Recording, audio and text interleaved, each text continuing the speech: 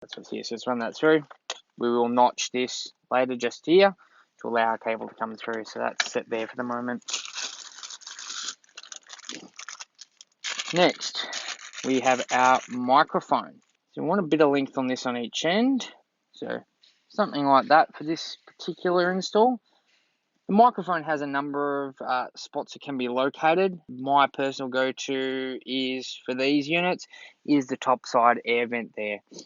So, but you can mount them on the back of the steering wheel as well. So just again, sometimes personal preference. I've found this is just where I get the best. So they'll sit something like that, and we've got a cable ready to plug into our unit. Nice and neat. GPS antenna. For these ones, they mount up here. Just want to make sure it's free of dust. This one being a fairly new car, obviously not really any dust there. If it is, obviously this is held down with double-sided tape.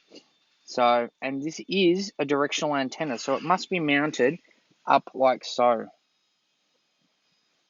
Again, we're going to untwist our cables and chase it down, giving us enough length and then retying the excess. So we're just going to come down like so. Then we're going to allow enough that should plug into our head unit, but keeping it neat. So we'll reuse that tie. So like so. Run down the back here. Alright, so now we have that thing ready to go. Next, this being a Sahara, we've got the rear factory rear screens or headrest screens. So we're going to need to run our HDMI cable. So one end will plug in, this end here will plug into the back of your unit. So we're going to poke this up, again ready to go with our remaining cable sitting down the bottom. There is also the balance of this cable that comes in a pack like so. You've got a right angle plug that'll plug into the back of your center console and then follow up. I will take photos that will be added to this video for you. That's plugged in the back of the center console now, and we bring it up the passenger side, making sure you leave enough slack there that obviously it's not too tight. This runs up. Now, what we generally do is just tuck this underneath the center console. It seems to be quite neat and seems to work quite effectively. Saves obviously pulling everything apart. Now, with our panels off, this means we've got nice clear access to get this up inside. So we're going to poke this up here, reach around, feed it up, and pull through our excess cable. There is, as you can see, quite a bit of excess there. So we've got our excess. We're going to wind this up again, just thinking about a little bit of neatness. So that's bound. We're going to use our tie back up again to tie off the excess cable. And then this will plug into our HDMI, plugged in like so. And then this can live back down here, out of the way.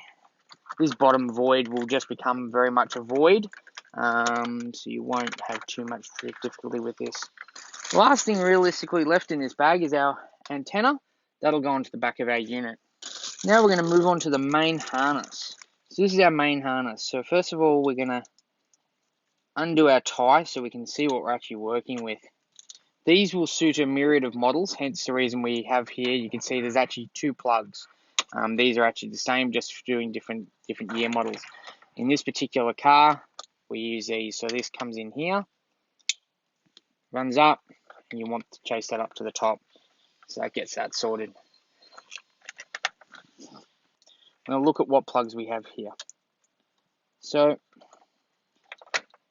first of all, this always seems to happen. This gets plugged into here. You need to join the purple and the red, like so. So they need to be linked. I'm going to try and lay this out in this way. This is what will come back to our head unit, is something like this. Now, while we're at it, we're going to sort out our reverse camera, because this is a common one. This is our loom for our reverse camera. It says AV in. Got one that's labeled camera.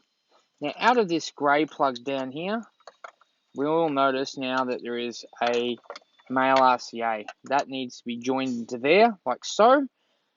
So this is sort of what it'll look like. So that'll go to our head unit, and then this is gonna, and our radio, and then this is what will actually get plugged into our harness. So they're the plugs you've got to work with. Relatively straightforward, because they are only one way they really go in.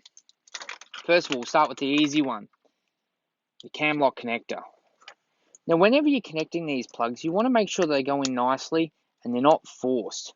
It's always a good idea to, obviously, common practice, just to check them, make sure there's no bent pins or anything like that. So once you've plugged it in, sort of unplug it, look down there, make sure there's no bent pins or any issues, then reconnect. Better to do this once than twice, and then also chasing your tail. Next easiest I find is the antenna. It's a very obvious style plug. That's what it looks like. Plugs in like so. Again, making sure it's latched. And we're just getting rid of the really easy ones for us. So now we're left with 3 plugs remaining. Now, we've got our wires up here, as well as down the bottom. We've got our black plug, plugs in here, like so. Now, I am connecting that for the moment, just to show you, but I will have to disconnect this to run it properly. This plug here actually becomes non-used. This is a second power plug, again, for different models. We don't use that, we just leave it. It's good for if you need to pick up powers for any accessory circuits off, though. It's really handy. Alright, a second plug. Now, this is in our top loom. So in our top loom, we had the 4 plugs that we showed you earlier. So we had the blue that doesn't get used, the black. We've used the black goes in here, white here, leaving us with 1 plug remaining.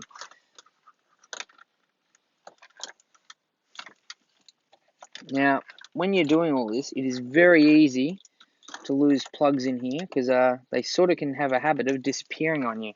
And you sort of can swear you've seen them, but then they've disappeared. Now, that pretty much, guys, is it. That is all connected now. So, as you can see in this particular loom, we are left with 2 plugs and a potential third if we had left it intact. Now, don't disconnect anything here. Just leave them all as so. And we'll go through. We're going to run this correctly. And then get our unit and get it plugged in. We'll stop the video here and get you ready for the next stage.